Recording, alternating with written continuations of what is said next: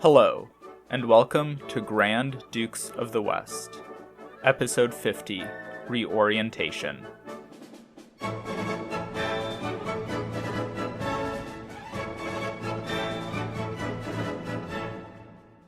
Wow, Episode 50. Well, really 59 counting supplementals. Back in my first episode, I guessed that the show would take about 50 episodes in total, and here we are, just a little over halfway through the narrative. I'm not sure if this means that we're a little over halfway through the show itself, as the past 2.5 years have showed me that I can really only plan out the next 5 or so episodes before I end up getting completely sidetracked by something that was really just supposed to be a single paragraph. In the spirit of taking a second to talk about the show itself, I wanted to announce that I'm planning on going from an every 2 weeks release schedule to an every 4 weeks one in the new year. I still love making the show, and as geeky as it may sound, having my own history podcast was something of a childhood dream of mine.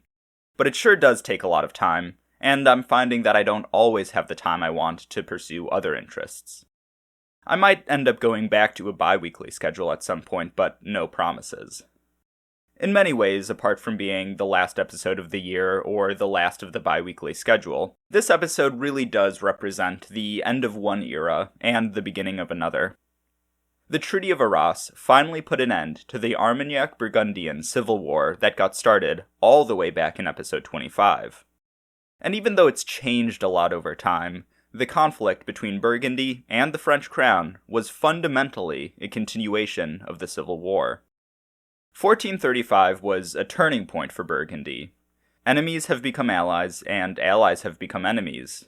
Old conflicts have been put to rest, but new, eerily similar conflicts are bubbling up just below the surface. Things are changing, they're staying the same. From the English perspective, the Duke of Burgundy was a traitor, a turncoat, wicked and criminal. English mobs descended on Flemish and Dutch merchants in England, and English pirates attacked them in the Channel when news of the Treaty of Arras reached England. Furthermore, the always anti-Burgundian Humphrey, Duke of Gloucester, was more powerful than ever in the kingdom, with his older brother, the Duke of Bedford, now dead, and his uncle, the pro-Burgundian Cardinal Beaufort, discredited by the Treaty of Arras. When the English delegation left the Congress of Arras, they carried with them one final deal, which was then sweetened by the Duke of Burgundy, in an attempt to create a general reconciliation. But it was roundly rejected by the Royal Council and Parliament, even if the general English population might have been in favor of it. And after the Treaty of Arras was signed, the Royal Council and Parliament might have regretted not accepting the peace deal, because the treaty proved to be an utter disaster for the English military position. Although hostilities between the Duke of Burgundy and the English did not erupt immediately, things were now going off the rails for the English. When Philip the Good made peace with Charles VII, his pro-English vassals faced a conundrum. Would they follow their master to the French side, or remain with the English? Several Burgundians would stick with the Lancastrian government. John of Luxembourg was the most prominent of these men, but he was certainly not alone. However, the majority decided to reconcile with the Valois king. Throughout Picardy and Champagne, Burgundian soldiers either retreated from their posts, surrendered their fortresses to the French, or simply remained where they were and declared for Charles VII. The already stretched thin English forces now had to take over whatever garrisons had been abandoned by the Burgundians, and were now stretched even thinner. On the other hand, if anything, the French now suffered from a glut of manpower. A number of quasi-independent captains had been operating along the Somme and in Champagne against the Duke of Burgundy, and now their forces could turn their full attentions to the English. Not all of these companies would end up fighting the English, and this will cause some problems which we'll explore in a future episode. But for the most part, the French army and their opportunistic mercenary captains were now arrayed against the English and ready to cause trouble. The attack on Normandy began almost immediately, while the English commanders were still figuring out how to navigate the post-Bedford world. As Constable Arthur de Richemont prepared for an offensive into the Ile-de-France, he unleashed a number of French captains into the northern duchy, and a handful of rebellions conveniently also broke out. The English hold on Normandy looked to be coming loose, as many of the fortified places in the duchy fell to French forces, including much of the eastern Channel coast. After 2 months of floundering, the English managed to stabilize the situation, but serious damage had been done, and without significant reinforcements, things would only get worse. And Normandy wasn't the only English possession threatened by the reunited forces of France and Burgundy. Both Calais and Paris were to be the targets of campaigns in 1436. The French capital had been under threat for a little while now. Even before the Congress of Arras, the French army had been campaigning in the region around Paris, and managed to capture the nearby town and abbey of Saint-Denis a few weeks before the Congress opened.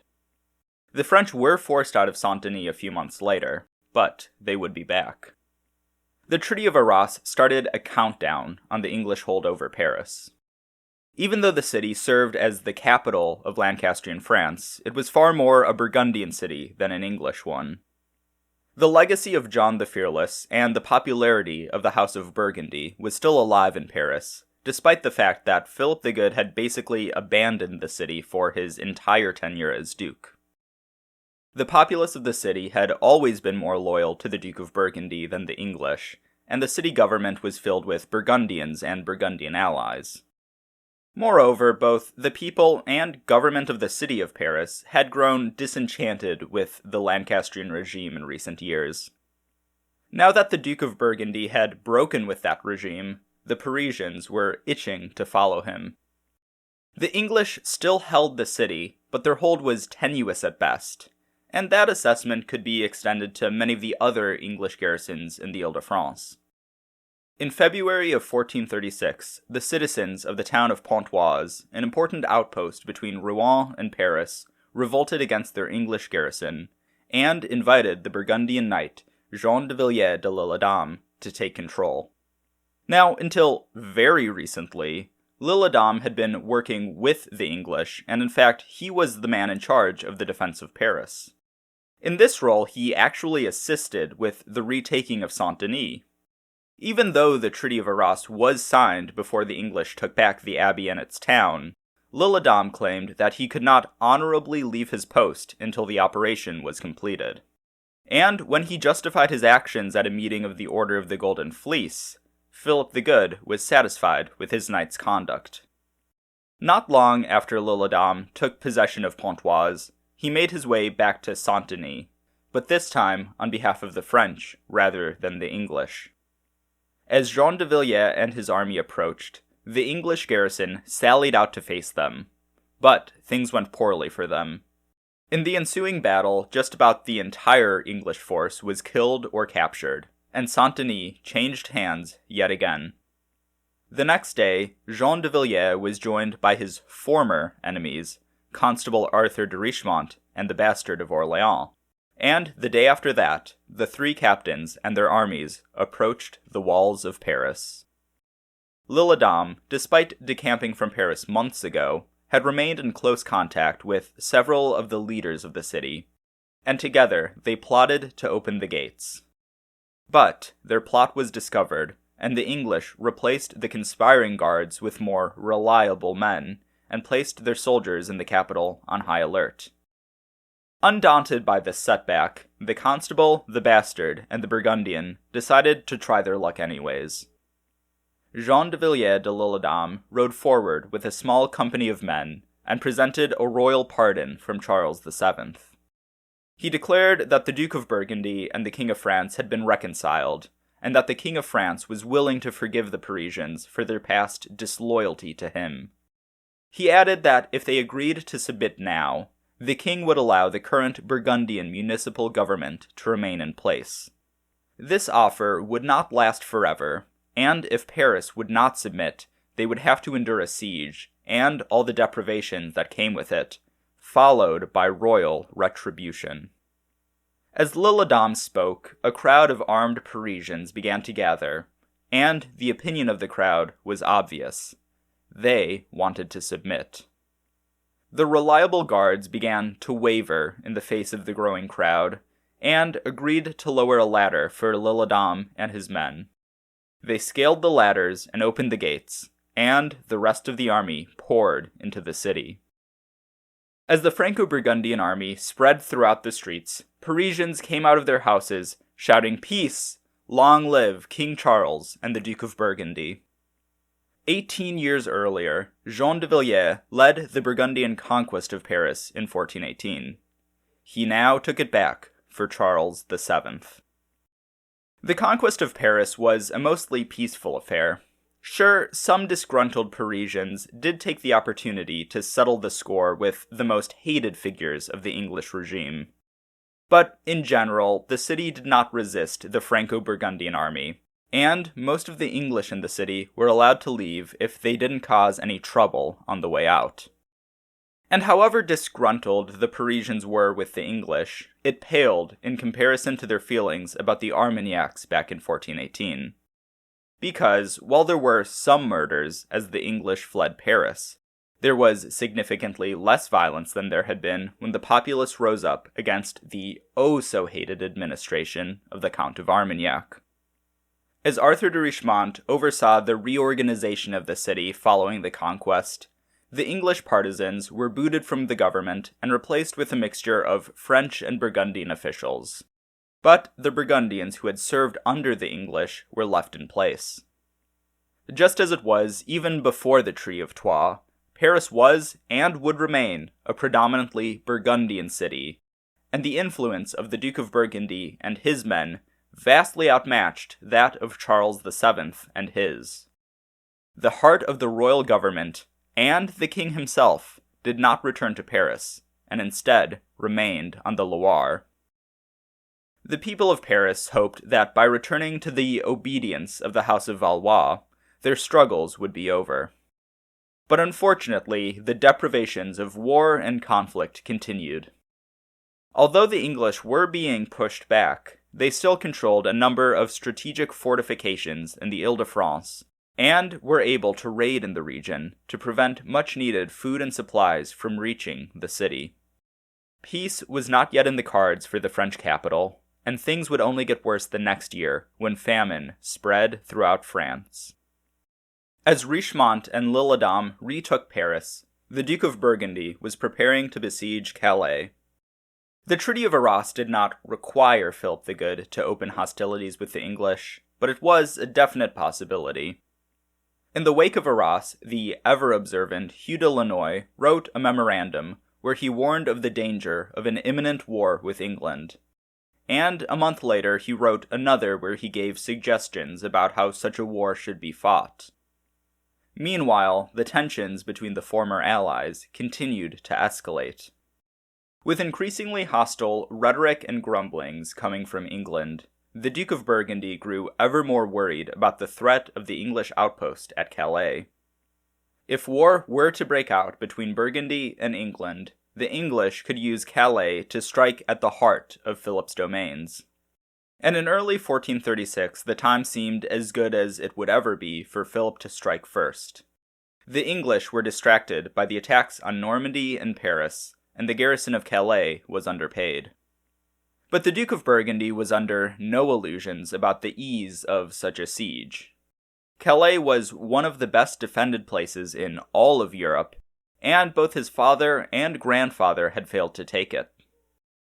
Philip the Good realized that he would need an overwhelming numerical advantage to take Calais, and so he turned to his most populous domain, Flanders. The economic ties between England and Flanders had been weakened by the Calais ordinances, which I mentioned in episode 48. But if medieval financial law doesn't stick in your head, here's a brief refresher. The Calais ordinances basically allowed the wool merchants of Calais to act as a cartel, and forced the people buying English wool to pay for it in English coin or pure silver, rather than in continental coinage. The aim of these ordinances was to bring more silver into England so that it could then be sent back out to pay for the 100 Years' War. But in practice, it ruined the credit economy that the wool trade relied upon, and drove up prices. Consequently, English wool exports fell, and as it became harder to sell all of their wool on the continent, English wool merchants began selling more of their wool to English cloth makers, and English cloth exports rose.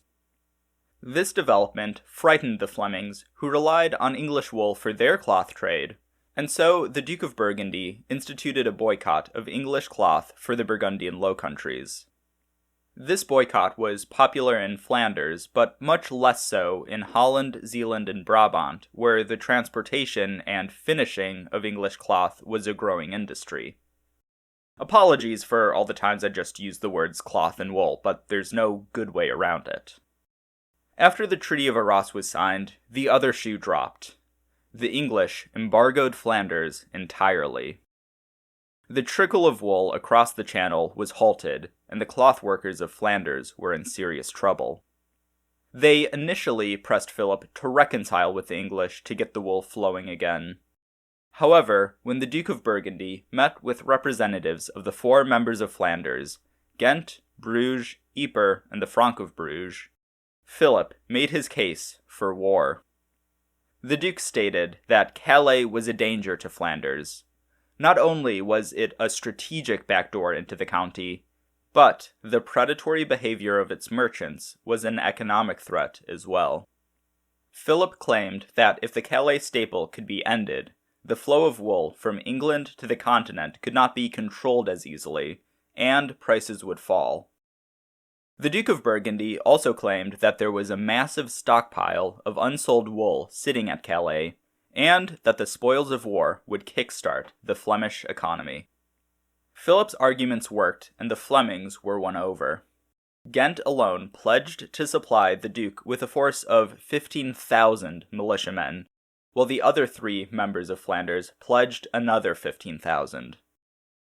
However, the Flemings' enthusiasm led them to overpromise, and in the end, the Flemish force would be closer to 10,000 strong rather than the promised 30,000. Still a large army, but not quite enough to totally surround Calais on land.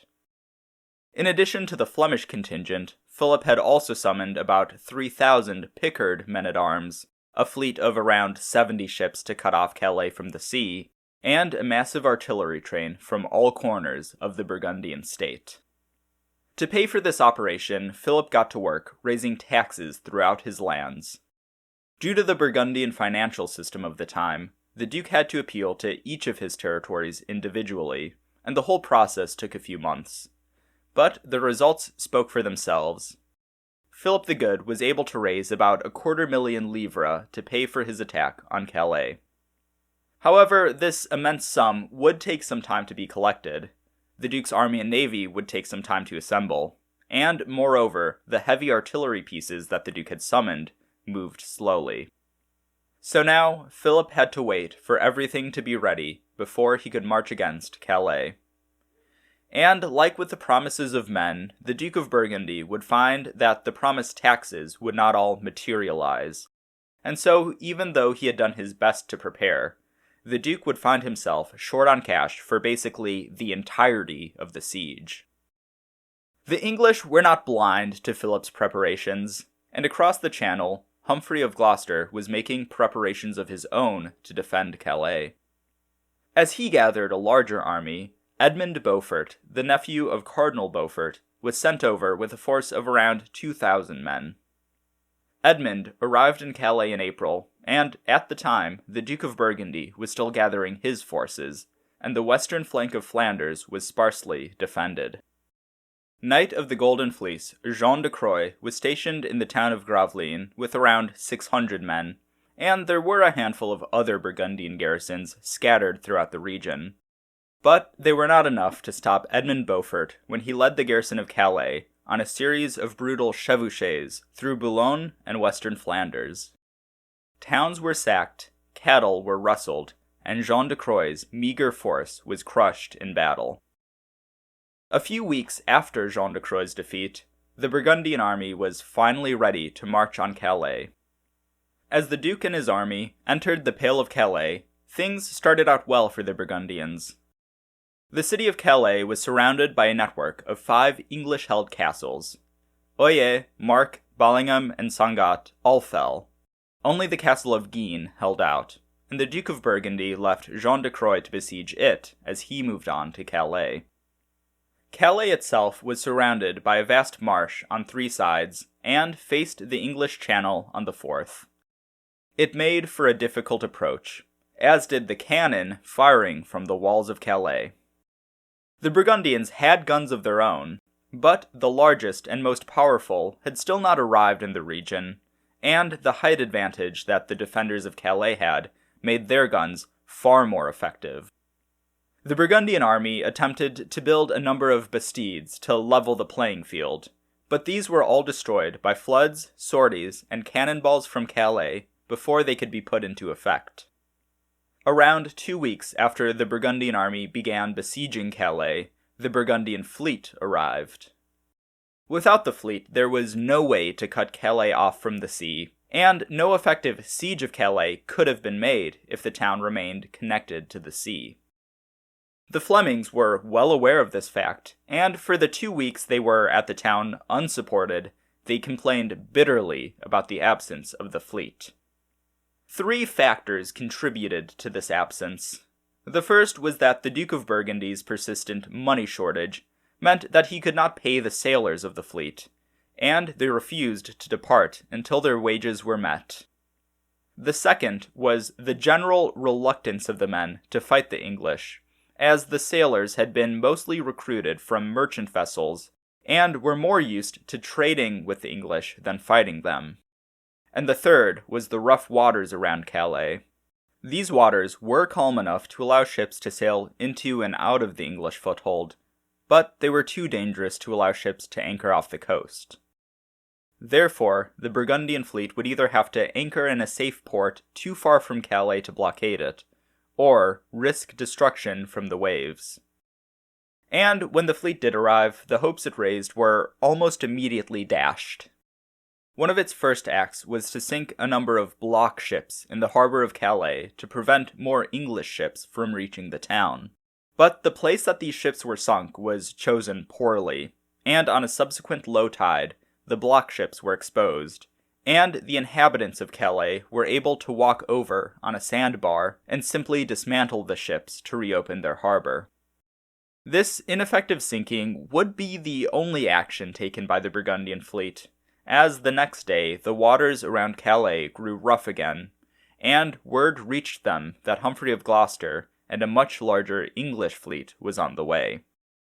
The day after the Burgundian fleet arrived, it left, and in all honesty, any hope of a successful siege went with it. The grumblings of the Flemings grew louder.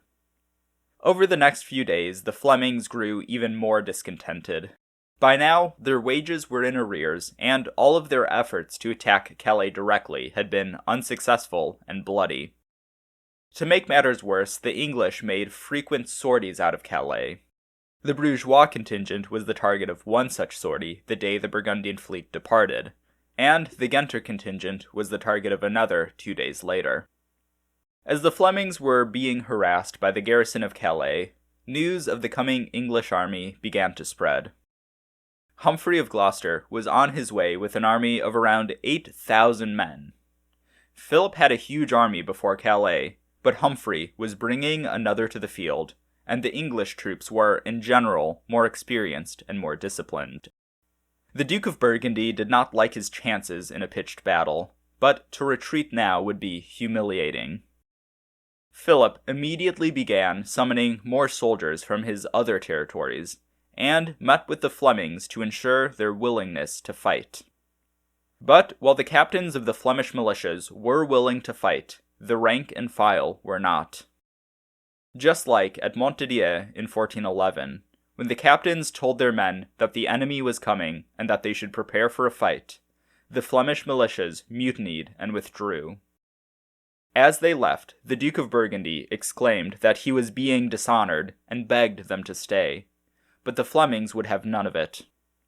And as much as Philip may have wanted to prevent their departure, he did not want to engender their wrath, as there was a significant faction within the mutineers calling for the deaths of those who had urged the Duke to besiege Calais in the first place. With the Flemings gone, Philip could not continue the siege, and he was now left with just 3,000 Pickards to face down an English army of over 10,000 men. So, as Humphrey of Gloucester was set to arrive any day now, the Duke of Burgundy followed the Flemings and withdrew. Philip was humiliated by this withdrawal, and in a letter to his brother-in-law, the Duke of Bourbon, he declared that, quote, "We neither fired artillery against the town, nor did we make the customary preliminary summons to the defenders." This was a face-saving measure. The Duke of Burgundy was claiming that he did not raise the siege of Calais prematurely, as there was no official siege to begin with. Semantics. As the Duke of Burgundy returned to Flanders, Humphrey of Gloucester and his English army landed at Calais. The withdrawal of Burgundy from the Pale meant that Gloucester's mission was accomplished before he even disembarked. But the Duke of Gloucester had a huge army, and had also gotten Henry VI to enfeoff him with the county of Flanders, so it was worth seeing what else he could get done. Philip the Good knew that an invasion of his territories was imminent, and as he withdrew to Flanders, he sent out another flurry of letters, summoning his vassals and asking for reinforcements from his allies. But it was too late. The English were already on their way. The Duke of Burgundy once more appealed to the militias of Flanders now that it was their homes under threat, but they still refused to march out and face the English army. Humphrey led his forces on a chevauchée through western Flanders and Artois. Meanwhile, his fleet menaced the Flemish coast. The Duke of Burgundy attempted to get the Dutch fleet to see the English off, but that only exposed the divisions in his newly built empire. The Dutch had reluctantly supplied Philip with part of the fleet that he had used at the siege of Calais, but they resisted fighting the English, resisted sending money to help Philip fight the English, and resisted Philip's economic warfare with the English. The reply the Duke of Burgundy received was that they would defend their homes if it came down to it, but they would not fight the English outside of their waters. With the Flemish militias and the Dutch fleet refusing to engage, and the Duke of Burgundy's other forces too far away to make a difference, Philip the Good was forced to watch impotently as Humphrey put his lands to the torch. After a few weeks of raiding, the English army began to run out of supplies and was struck by illness. So they returned to Calais with loot, cattle, and prisoners in tow. And, in the end, illness was the cause of far more English casualties than any local resistance. Shortly after the English returned to Calais, Humphrey and the majority of his army sailed back to England. It was a successful campaign, even if not much was achieved strategically. Humphrey returned to England with a boatload of loot, and was hailed as a hero. He even commissioned the Homfroidos, an epic poem based on the Aeneid, to celebrate his exploits. The Duke of Gloucester saw his triumphal return to England as the beginning of a period of dominance. He was the last remaining brother of Henry V, the last uncle of Henry VI, and the current heir to the throne. He should inherit Bedford's position at the center of the Lancastrian regime. He should be in charge. However, Humphrey's position was not nearly as strong as he thought it was.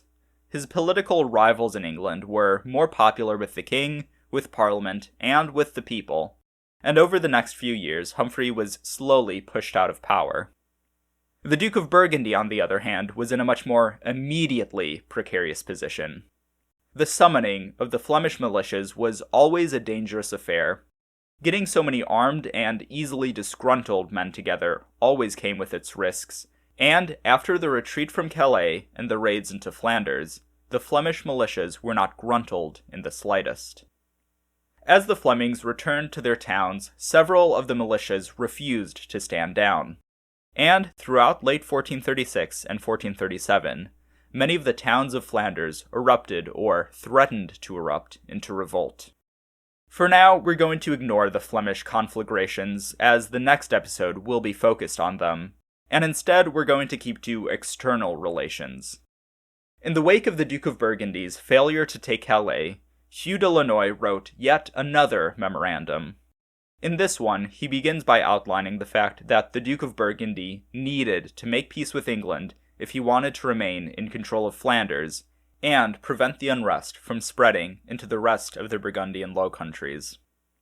Lannoy pointed out that war with England would be extremely expensive. The siege of Calais alone had required Philip to raise more money in 1436 than in any other single year of his reign, and he still faced money shortages, which ended up fatally undermining the siege. Furthermore, war with England would increase trade disruptions and piracy, and so greatly damage the wealth of his lands, and further prevent him from raising the money he needed to fight the war. Simply put, Burgundy needed peace, and for the peace to hold, it needed to be a general peace. At Arras, we saw how neither side really wanted to make peace with each other, but Lannoy had a few ideas about how Burgundy could grease the wheels. The first of which would be to release René of Anjou without a ransom. René was the king's brother-in-law, as well as the Duke of Anjou, the Duke of Lorraine and Bar, and the titular King of Naples. He had been captured in the Battle of Boulneville, and had been in Burgundian captivity ever since. The Angevins were currently the most powerful faction at court, and if Philip let René go, he could curry favor with the king and his favorites. Lannoy's second suggestion was for Philip to return the Somme towns to the king, in exchange for the king ceding Normandy to the English. This would come at a high cost, but would allow the French crown to more easily stomach parting with Normandy.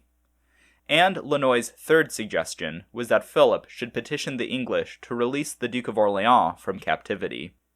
This would add another voice at court calling for peace, and raise Philip's standing with the House of Orléans. These suggestions were likely to cost Philip a 400,000 écus mortgage in the case of the Somme towns, and a healthy ransom in the case of René of Anjou. But Lannoy argued that the returns from peace would make up for it. And if the Duke was really worried about money, Lannoy added, quote, "If you took careful stock of your own situation and the government of your lands, if you took your affairs to heart in an effort to adjust your way of life and the Duchess's, to moderate the liberality in which you have been somewhat excessive, to introduce order and some regulation in your court expenses, and remove the superfluities and duplications that exist in many ways, but especially in the number of your financial counselors and other people about which everyone is talking. If you took care to regulate and organize the judicial administration of your lands by appointing good, experienced, and reliable judicial officials of your own choosing, rather than as a result of bribery, petition, or importunities, if you took all this to heart and followed the advice of good, loyal, and experienced people, you would find that you would recover each year as much or almost as much revenue as the mortgage you hold from the king brings in to you."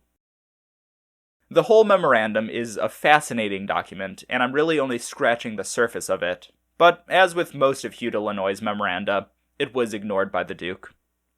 To be fair to Philip here, Lannoy was asking a lot of his lord. And furthermore, many of Lannoy's suggestions do rely on an England more willing to make peace than it was in fact.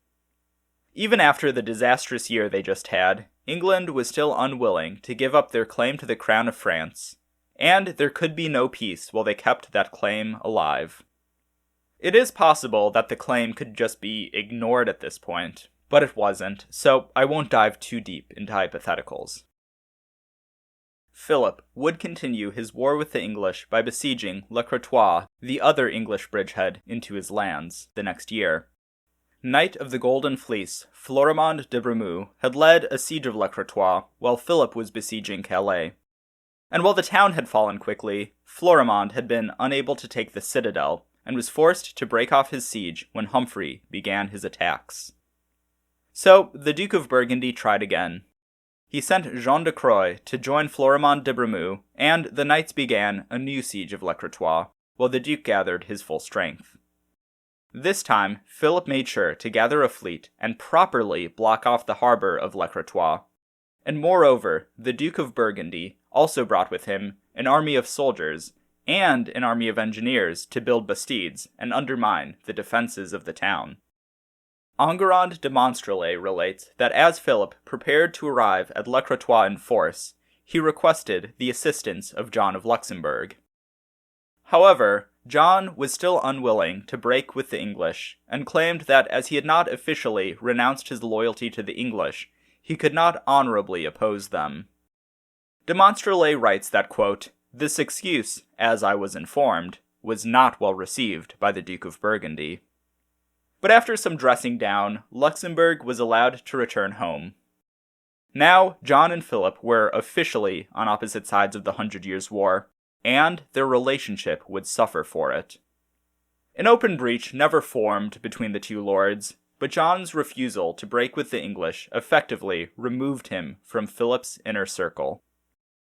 But even without John of Luxembourg's aid, Philip was able to gather a sizable army and fleet, and before too long he joined Jean de Croix and Florimond de Bremeux before the walls of Le Crotoy. Things were looking good, but the English took notice and decided to take the siege seriously.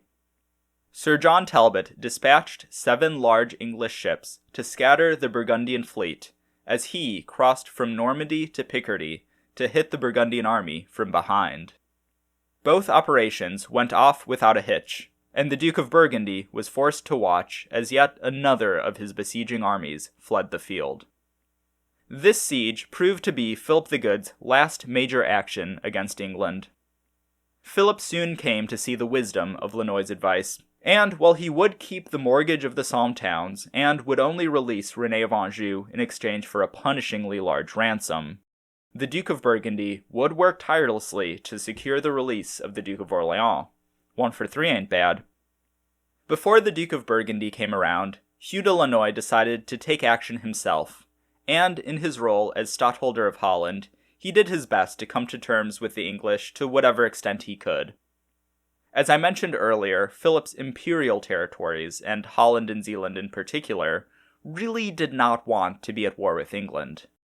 Their economies were much more in sync with England's than Flanders was at this point, and they had resisted all of the Duke's hostile plans against England.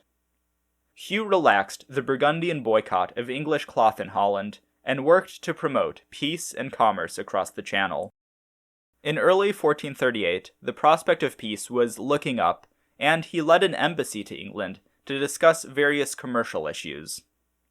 This embassy, while limited in scope, paved the way for future talks between Burgundy and England, and by the end of the year, Philip was fully on board.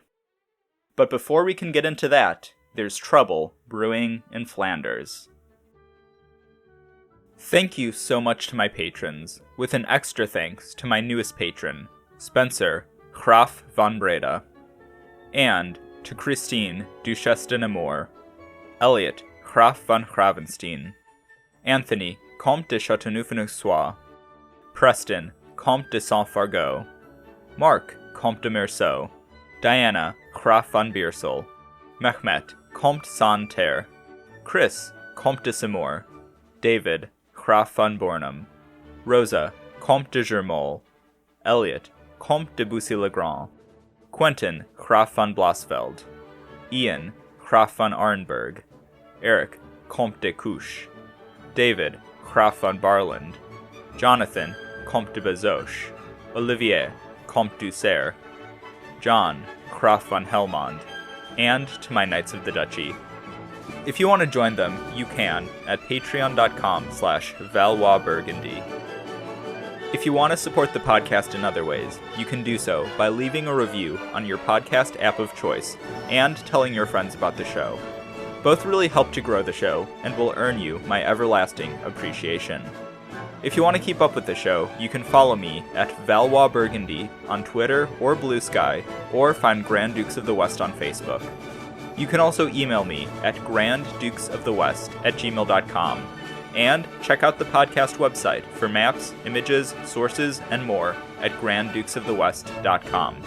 Once again, thank you for listening.